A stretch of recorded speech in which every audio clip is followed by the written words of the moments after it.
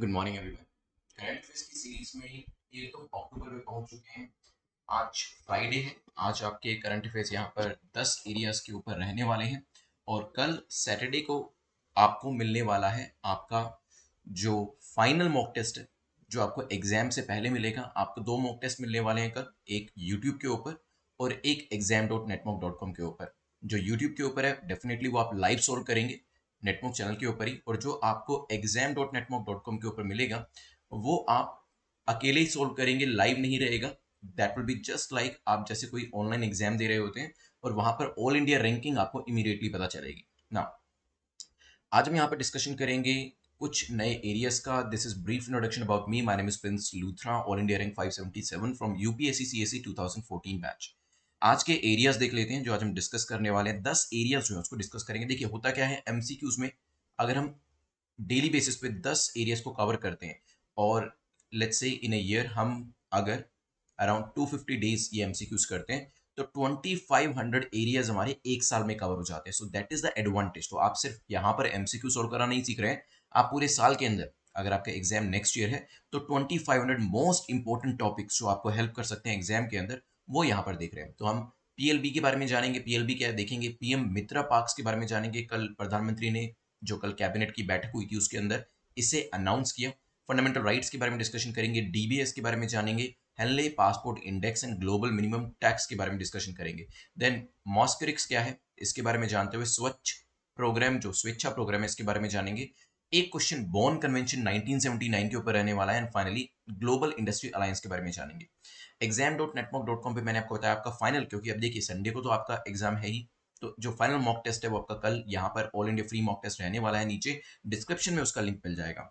अब जो लोग 2022 के लिए तैयारी कर रहे हैं उनके लिए अच्छी चीज़ ये है कि फेस्ट 50 कोड इज अवेलेबल, जिसके थ्रू आप वेरियस सीरीज जो है उसको ज्वाइन कर सकते हैं। क्योंकि अब 2022 के स्टूडेंट तैयारी कर रहे हैं तो यहाँ पर आप चाहें तो 200 डेज का क्रैश कोर्स सब्सक्राइब कर लीजिएगा, या फिर फुल फ्लेज जो मिशन यूपीएससी 2022 है इसको सब्सक्राइब कर सकते हैं। इसमें आपको मिलने क्या वाला है वो मैं अभी आपको ब्रीफली जब हम लेक्चर के बीच में पहुंचेंगे बताऊंगा। जल्दी से पहले अपने टारगेट को सेट करें। कितना टारगेट सेट करेंगे, कट ऑफ मैं बता देता हूँ। इस पूरे लेक्चर के अंदर 6 की कट ऑफ है। सही क्वेश्चन के लिए 1 मार्क है, गलत के लिए 0 है। नेगेटिव मार्किंग सिर्फ तभी होगी जब आप क्वेश्चन को मिसरीड करते हैं, ठीक है। तो अगर आपने क्वेश्चन को गलत समझा, गलत पढ़ा, करेक्ट को इनकरेक्ट, इनकरेक्ट को करेक्ट, वहां पर आपको अपने आप को -2 देने हैं, अदरवाइज नेगेटिव मार्किंग नहीं है। चलिए आज के पहले क्वेश्चन पे चलते हैं। सो यहाँ पर आई होप आपने अपने टारगेट को सेट कर लिया होगा। Productivity linked bonus PLB, PLB को लेकर पूछे, बताएं कौन सी स्टेटमेंट आपकी करेक्ट है। आपको एग्जाम में भी ऐसे करना है, जो टॉपिक है आप उसको अंडरलाइन करेंगे और जो चीज पूछी गई है उसको सर्कल में डालेंगे ताकि ये चीजें आपसे मिस ना हो, ये हाईलाइट हो जाए आपके क्वेश्चन पेपर के अंदर। The concept of PLB was first introduced by government in the railways. जो रेलवेज है उसके अंदर सबसे पहले इस कॉन्सेप्ट को लेकर आया गया था। PLB for railways employ scheme covers all the gazetted and non gazetted employees in the railways. तो यहाँ पर जो गेजेटेड नॉन गेजेटेड एम्प्लॉइज हैं उनको कवर किया जाता है। देखिए टाइम पीरियड मैंने यहाँ पर आपका शुरू कर दिया है, तो यहाँ पे 10 सेकंड्स मिलेंगे आपको हर क्वेश्चन के लिए। ट्राई टू आंसर, क्योंकि रिसेंटली यूनियन कैबिनेट ने अप्रूव किया है PLB equivalent to 78 days wages जो है for the entire financial year, वो दिया जाएगा नॉन गेजेटेड रेलवे एम्प्लॉइज को, ठीक है। तो यहाँ पर ये जो है गेजेटेड ऑफिसर्स के लिए नहीं होती हैं। आप जानते हैं कि पहले आपके जो आईआरटीएस ऑफिसर्स होते थे, आईआरटीएस आईआरएएस ऑफिसर्स होते थे, वो भी आपके यूपीएससी एग्जाम से ही जाते थे, ठीक है। तो यहाँ पर वो इसमें शामिल नहीं होने वाले, लेकिन हाँ नॉन गेजेटेड जो आपका group B, group C, group D staff होता है उनको यहाँ पर ये फायदा मिलने वाला है। तो लेकिन सेकंड स्टेटमेंट में गेजेटेड भी लिखा था तो इसी वजह से इनकरेक्ट हो जाता है। बट हाँ सबसे पहले कॉन्सेप्ट जो है रेलवे के अंदर लेकर आया गया था। आंसर क्या हो जाएगा ए। रेलवेज जो थी it was the first departmental undertaking government of India के अंदर जहां पर प्रोडक्टिविटी लिंक बोनस जो था उसको देने की बात करी थी, और ये शुरू हुआ था काफी साल पहले, आज से अराउंड 40 साल पहले, 1979 1980s के आसपास, ठीक है। और जो प्रोडक्टिविटी लिंक बोनस है रेलवे एम्प्लॉइज को दिया जाता है, लेकिन सभी नॉन गेजेटेड रेलवे एम्प्लॉइज को दिया जाता है, गेजेटेड शामिल नहीं होते हैं। और नॉन गेजेटेड के अंदर भी जो आरपीएफ और आरपीएसएफ के लोग होते हैं। तो यहाँ पे आप जानते हैं रेलवे प्रोटेक्शन फोर्स अलग से बनाई हुई है, रेलवे की पुलिस जो है, ठीक है, जो रेलवे की एसेट की सुरक्षा करती है, उनके लिए ये अवेलेबल नहीं रहने वाली है इसकी। चलिए correct answer will be A. चलते हैं यहाँ से आगे बढ़ते हुए। तो बेसिकली एक स्टिमुलस जो है वो यहाँ पर दिया जा रहा है। Next question, question number second जो है पीएम मित्रा पार्क्स को लेकर है। पूछा गया पीएम मित्रा मार्क्स को लेकर बताएं कौन सी स्टेटमेंट आपकी करेक्ट है, कौन सा कथन आपका सही है। तो अंडरलाइन करें टॉपिक को। पहली स्टेटमेंट कहती है दे will be developed by special purpose vehicle solely owned by central government. SPV का यूज किया जाएगा और सेंट्रल गवर्नमेंट जो होगी वो इसको ऑन करेगी। Central government will also provide competitiveness incentive support to incentivize manufacturing units. तो यहाँ पे सेंट्रल गवर्नमेंट जो है वो यहाँ पर इंसेंटिव सपोर्ट जो है मैन्युफैक्चरिंग यूनिट्स को वो भी प्रोवाइड करने का काम करेगी। 10 सेकंड का टाइम शुरू कर दिया है, क्योंकि रिसेंटली गवर्नमेंट ने क्या किया, रिसेंटली गवर्नमेंट ने 7, अभी कैबिनेट की मीटिंग हुई थी उसके अंदर 7 mega integrated textile and apparel, जिसे कि शॉर्ट में कहा जाता है मित्रा। क्या है ये? Mega integrated textile region and apparel, in short form it is referred as Mitra. तो पीएम मित्रा पार्क जो है उसको लेकर आई है सरकार, और इसके लिए 4,500 करोड़ का टोटल बजट जो है वो भी रखा है। ठीक है, पहली स्टेप की अगर हम बात करें, पीएम मित्रा पार्क जो है they are inspired by the prime minister का जो 5F का विजन है। अब प्राइम मिनिस्टर का 5F का विजन क्या है, इसके अंदर पहले बात करी जाती है फार्म टू फाइबर, ठीक है। सेकंड है फाइबर टू फैक्ट्री। पहले तो यहाँ पे जो आपकी जैसे मान लीजिए कॉटन है, तो फार्म के अंदर कॉटन को उगाया जाता है, उसका फाइबर बनाया, फाइबर से फिर उसको फैक्ट्री में लेकर गए, फैक्ट्री से फिर उसको लेके गए फैशन तक, क्योंकि यहीं से ही जो फैक्ट्री होगा वहीं पे वेरियस प्रोडक्ट्स होते हैं वो बनाए जाएंगे, जो शर्ट्स हैं, ट्राउजर्स हैं, या फिर जो आपकी टी शर्ट्स हैं। देन फैशन टू फॉरेन, ठीक है। तो farm to fibre, fibre to factory, factory to fashion, fashion to foreign. तो 5F कौन से? पहला FF फार्म, दूसरा FF फाइबर, तीसरा FF फैक्ट्री, चौथा FF fashion and then foreign. ठीक है, तो ये 5F आपको यहाँ पे दिखाई दे रहे हैं जो कि प्राइम मिनिस्टर के द्वारा इजाद किए गए हैं कि यहाँ पर हमें पूरा जो सेक्टर है उसको कैसे डेवलप करना है। यहाँ पे जो पहली स्टेटमेंट है, अब आते हैं। So they will be developed by special purpose vehicle. क्या ये बात ठीक है? देखते हैं। तो yes, they will be developed by special purpose vehicle, लेकिन सेंट्रल गवर्नमेंट नहीं, सेंट्रल गवर्नमेंट के साथ साथ यहाँ पर स्टेट गवर्नमेंट जो होगी उनके द्वारा भी इसे होल्ड किया जाएगा।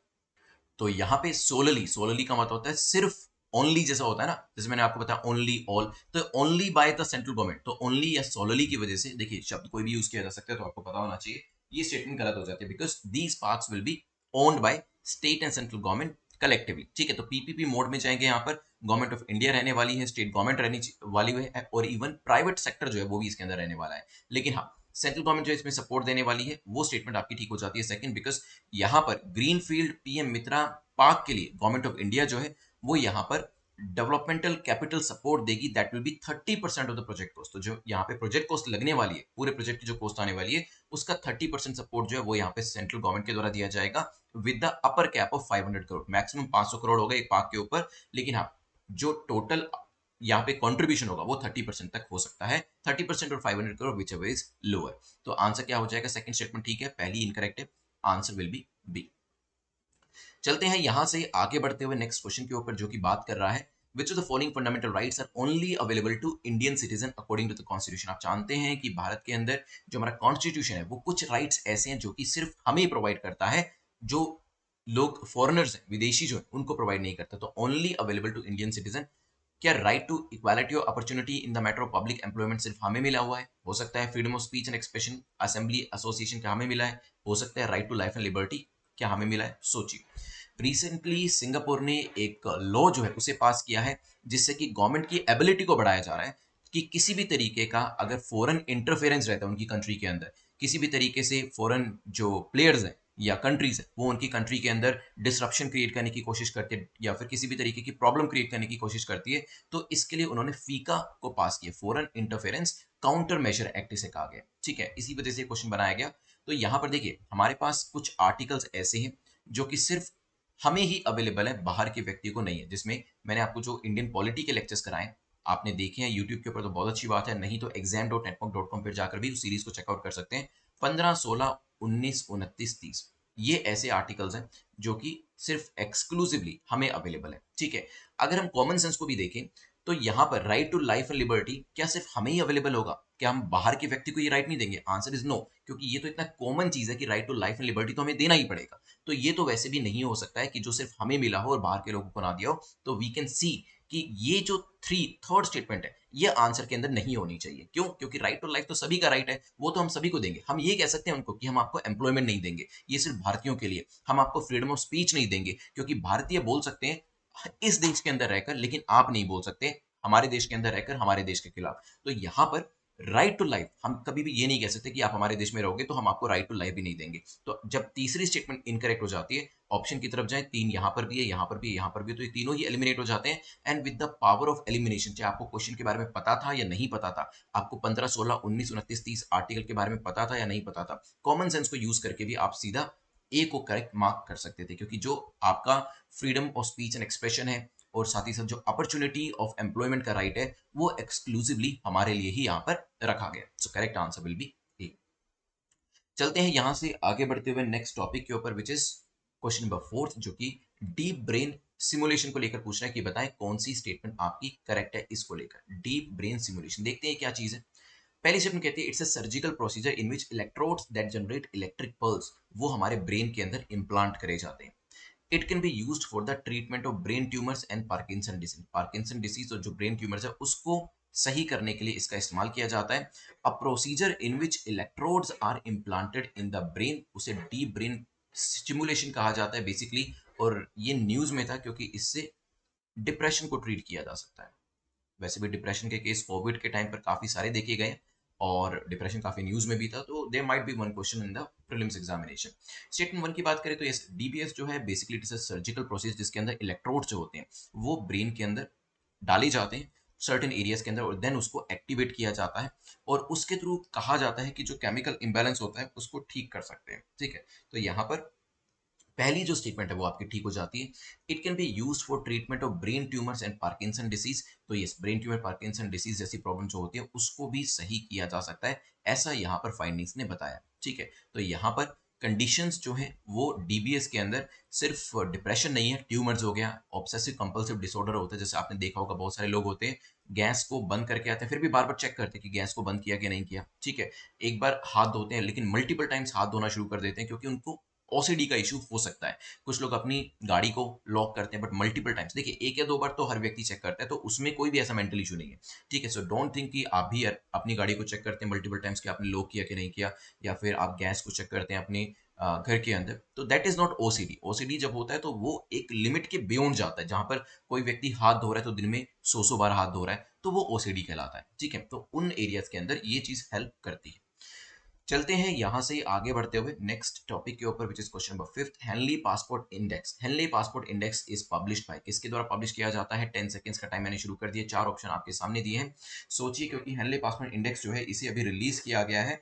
और यहाँ पर रिलीज जब किया गया तो बताया गया कि जो कंट्रीज है उनकी रैंकिंग कितनी है, कि भारत की रैंकिंग कितनी है, क्या हमने इंप्रूव किया नहीं किया, किस कंट्री ने यहाँ पर टॉप किया है। तो ये रिलीज किया जाता है London based global citizenship and residence advisory firm के द्वारा। तो यहाँ पर आंसर होगा नन ऑफ द अबव, इसमें से कुछ भी नहीं है, और ये रेजिडेंसी एडवाइजरी फर्म है हेनले एंड पार्टनर्स। ठीक है, तो London based global citizenship and residency advisory firm Henley and partners, ranking जो है publish by Henley and partners based on the analysis, किसके बेसिस पे डेटा कलेक्ट किया जाता है, जो कि कलेक्ट किया जाता है आईएटीए के द्वारा, इंटरनेशनल एयर ट्रांसपोर्ट एसोसिएशन के द्वारा। और यहाँ पर अलग अलग कंट्रीज को रैंक किया जाता है कि किस कंट्री जो है वहाँ के लोगों को दूसरे देश में जाने पर जो पासपोर्ट है या फिर कहें कि वीजा ऑन अराइवल, इस तरह की जो फैसिलिटीज होती हैं वो इजीली अवेलेबल होती है। लास्ट ईयर मुझे याद है जब हमने हेनली पासपोर्ट इंडेक्स देखा था, जापानीज जो लोग थे उन्होंने टॉप किया था, जापान ने टॉप किया था। इस बार भी जापान एंड सिंगापुर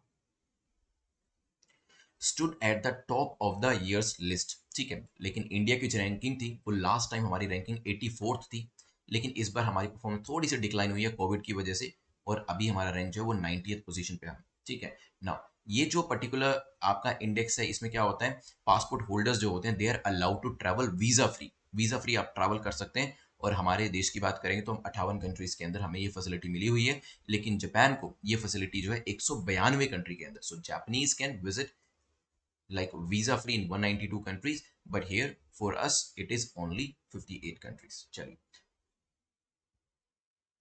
तो यहाँ पे जापान है, फिर आप सिंगापुर भी देख सकते हैं।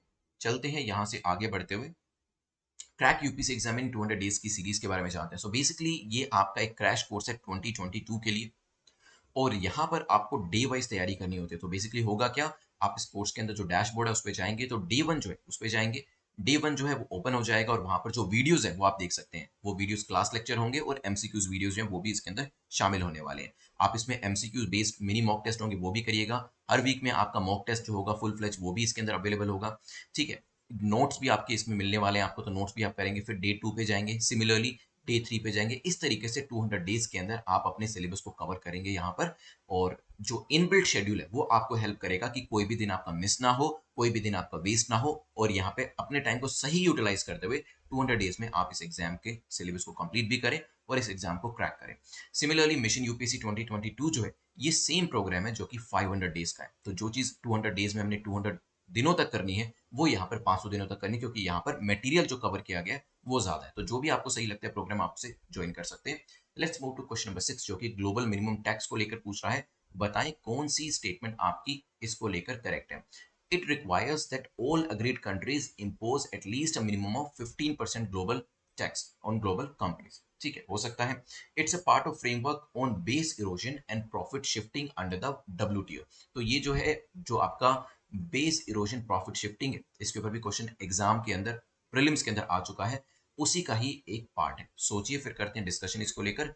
During the G20 conference finance minister जो हमारे हैं उन्होंने स्टेट किया दैट इंडिया जो है, इंडिया अपने लास्ट स्टेज पे है जहां पर 2 पिलर टैक्सेशन प्रपोजिशन जो है उसको हम फाइनलाइज करें। तो बेसिकली जो ये आपका ग्लोबल मिनिमम टैक्स है उसको हम सपोर्ट करते हैं और इसको अभी फाइनलाइज भी किया जा रहा है। The proposal requires all the countries to impose at least 15% of tax और a minimum tax of 15% on the global companies. Facebook जैसी कंपनीज, ट्विटर जैसी कंपनीज जो है अलग अलग देशों में काम करती है, तो वहां पर ये कंपनीज काफी पैसा कमा रही हैं, गूगल हो गया। तो इनके ऊपर टैक्स लगाने की बात करिए, total of 130 countries and agreed to an overhaul of global tax norms, ताकि जो मल्टीनेशनल पे है वो यहाँ पर टैक्सेस उनसे लिया जा सके, क्योंकि काफी ज्यादा मात्रा में ये लोग पैसा कमा रहे हैं, लेकिन टैक्सेस जो होते हैं वो शिफ्ट करते जाते हैं और वो पे नहीं करते। Now the tax has been proposed by the US as a major to counter effort by major global multinational firms, क्योंकि ऑफ कोर्स वो तो इन टैक्सेस से एस्केप करने की कोशिश कर रहे थे, ठीक है। तो यहाँ पे पहली जो स्टेटमेंट आपकी है वो करेक्ट हो जाती है, लेकिन सेकंड स्टेटमेंट जो है वो आपकी इनकरेक्ट है, क्योंकि जहां तक हम बेस इरोजन प्रॉफिट शिफ्टिंग की बात करते हैं वो तो ये कंपनीज कर रही हैं। उसमें क्या होता है, बेसिकली प्रॉफिट शिफ्ट कर देते हैं तो टैक्स नहीं देना पड़ता है, एक जगह से दूसरी जगह पे प्रॉफिट शिफ्ट करके दिखा दिया। लेकिन हाँ, that is under the framework of G20 countries, OECD and not WTO, ठीक है। ये WTO के अंडर में नहीं है, ये किसके अंडर में है, ध्यान से सुनिए, base erosion profit shifting agreed upon bye G20 and OECD, ठीक है। चलिए, तो करेक्ट आंसर क्या होगा यहाँ पर, A will be the correct answer. Let's move to the next question which is question number 7।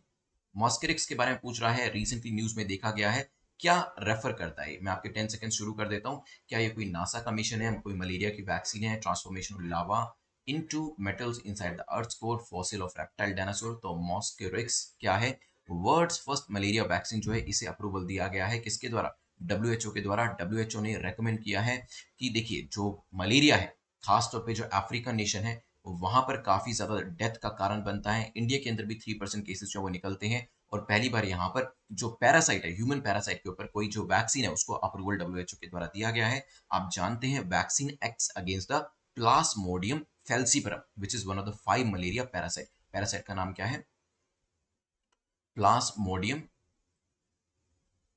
फेल्सीपरम,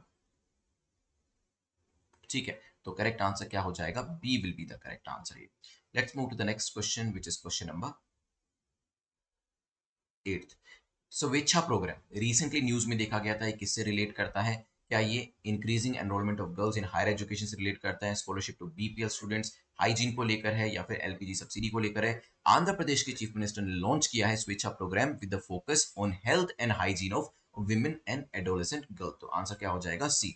तो इस इनिशिएटिव के अंदर जो राज्य सरकार है वो क्या करेगी, वो सैनिटरी नैपकिन जो है वो गवर्नमेंटल एजुकेशन इंस्टीट्यूशन के अंदर फ्री ऑफ कॉस्ट डिस्ट्रीब्यूट करना शुरू करेंगे। यहाँ पर जो 10 लाख जो गर्ल हैं उनको यहाँ पर फायदा मिलेगा, एडोलेसेंट गर्ल्स जो हैं जो कि कक्षा 7वीं से 12वीं क्लास में है, उनको यहाँ पर ये हेल्प प्रोवाइड करी जाएगी राज्य सरकार के द्वारा। और यहाँ पर हर स्कूल के अंदर फीमेल एजुकेटर को अपॉइंट किया जाएगा एज ए नोडल ऑफिसर, ताकि यहाँ पर फीमेल स्टूडेंट्स जो हैं उनको हेल्प करी जा सके इस पूरे प्रोसेस के अंदर, ठीक है। किसी भी तरीके की जो रिक्वायरमेंट होती है यहाँ पर गर्ल एडोलेसेंट गर्ल्स को, वो यहाँ पर इस नोडल ऑफिसर के द्वारा केटर करी जाएगी। चलिए, चलते हैं यहां से आगे बढ़ते हुए क्वेश्चन नंबर 9 को देखते हैं, जो कि बॉर्न कन्वेंशन को लेकर है 79 की। इसे न्यूज में देखा गया था, किससे रिलेट करती है। 10 सेकंड का टाइम मैं शुरू कर देता हूं आपका। क्या ये जेनेटिकली मॉडिफाइड क्रॉप्स को लेकर है, मरकरी के यूज को रिड्यूस करने को लेकर है, कोरल रीफ्स को लेकर है, या फिर माइग्रेटरी स्पीसीज को कंजर्वेशन करने को लेकर है। 2 डे मीटिंग्स जो है वो करी गई है 30 रेंज कंट्रीज के द्वारा ऑफ सेंट्रल एशियन फ्लाईवे, और ये कही गई है माइग्रेटरी स्पीसीज को कंजर्व करने को लेकर, क्योंकि हमारी जो बॉर्न कन्वेंशन है ये भी इसी से रिलेट करती है। बॉर्न कन्वेंशन एक एनवायरमेंटल ट्रीटी है यूनाइटेड नेशन की, जो कि ग्लोबल प्लेटफॉर्म प्रोवाइड करती है ताकि जो माइग्रेटरी एनिमल्स होते हैं, जो कि एक जगह से दूसरी जगह पे विंटर के टाइम में आपने देखा होगा, या फिर जो यहाँ पे ब्रीडिंग सीजन होता है तब माइग्रेट करते हैं, उनको प्रोटेक्ट किया जा सके। पैक्ट जो था 1979 में बॉन जर्मनी के अंदर साइन किया गया था, ठीक है, और इसी वजह से इसे बॉन कन्वेंशन भी कहा जाता है। अपने आप में ओनली ग्लोबल कन्वेंशन, वैसे मैं आपको कहता हूं कि ओनली वाली स्टेटमेंट ज्यादातर गलत होती है, लेकिन यहां पर अगर स्टेटमेंट आती है तो वो ठीक होगी, क्योंकि it is the only global convention जो कि माइग्रेटरी स्पीसीज के कंजर्वेशन को लेकर बात करती है। और इंडिया भी जो है वो सीएमएस का पार्ट है यहाँ पे, कंजर्वेशन और माइग्रेटरी स्पीसीज को लेकर जो ट्रीटी करी गई है 1983 के अंदर, वो यहाँ पर हम उसके अंदर 1983 से इसके मेंबर है, ये भी ध्यान रखिएगा, ठीक है। D is the correct answer. चलते हैं आज के लास्ट क्वेश्चन के ऊपर, और लास्ट क्वेश्चन हमारा जो है, global industry alliance to support low carbon shipping is a public private partnership under the framework of. तो ये जो एक हम शिपिंग के अंदर एमिशन को कम करने की बात कर रहे हैं, कार्बन के यूज को कम करने की बात कर रहे हैं, ये किसके अंडर का फ्रेमवर्क है? यूनियन शिपिंग मिनिस्टर ने अभी वर्चुअली एड्रेस किया था high level session of green voyage 2050 project. Global industry alliance to support low carbon shipping एक पब्लिक प्राइवेट पार्टनरशिप है, जो कि IMO, it is neither WTO not NDB, it is under IMO, that is international maritime organisation जो है उसके अंतर्गत इसे लेकर आया गया है। Answer will be D. चलिए, यहाँ पर आपके 10 क्वेश्चंस कंप्लीट हो गए। जल्दी से मार्क्स लिख के बताइएगा मुझे, मैं आपकी रिवीजन कराता हूँ 2 मिनट के अंदर। 2 मिनट के अंदर हम एक्टिव रिवीजन करेंगे, और ये 2 मिनट की इन्वेस्टमेंट जो है आपको काफी हेल्प करेगी। लाइफ में कई बार ऐसे ही होता है, बहुत छोटी छोटी चीजें बहुत ज्यादा फायदा आपको पहुंचा जाती है, और ये रिवीजन का जो सेशन होता है 2 मिनट का, ये उसी चीज को ही ध्यान में रखकर बनाया गया है। जैसे ही आपके सामने क्वेश्चन की स्लाइड आती है, उसको लेकर जितनी चीजें हमने पढ़ी है आज, वो यहाँ पर कॉमेंट सेक्शन में लिख दीजिएगा। जो क्वेश्चन मैं पूछता हूँ वो भी मुझे जरूर बताएगा उसका आंसर। पीएलबी स्कीम जल्दी से मुझे बताएं कौन से सेक्टर के अंदर सबसे पहले लेकर आई गई थी, और यहाँ पर अभी इसी सेक्टर के अंदर जो यहाँ पे नॉन गेजेटेड स्टाफ है उनको पैसा देने की बात करी जा रही है, हेल्प करने की बात करी जा रही है, प्रोडक्शन के बेस पर जो इंसेंटिव है वो देने की बात करी जा रही है। तो ये लेकर आई गई थी रेलवे के अंदर आज से 40 साल पहले। फिर हमने पीएम मित्रा पार्क्स के बारे में देखा था, कितने नए पार्क्स लाए गए हैं जल्दी से बताएं यहाँ पर। तो जो यहाँ पे mega integrated PM mega integrated textile region and apparel है, 7 पार्क्स को यहाँ पर लेकर आया गया। ये आपके central government state government PPP model के अंदर बनाए जाएंगे, और हेल्प भी यहाँ पर करी जाने वाली है।